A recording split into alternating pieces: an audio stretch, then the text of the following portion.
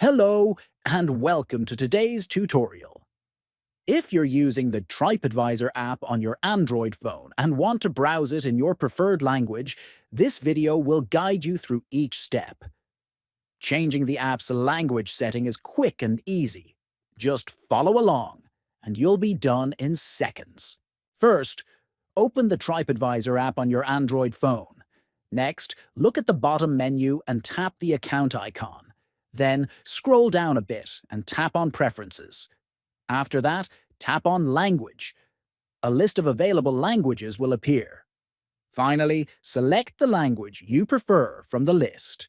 The app will automatically switch to the selected language instantly without needing to restart. And that's it.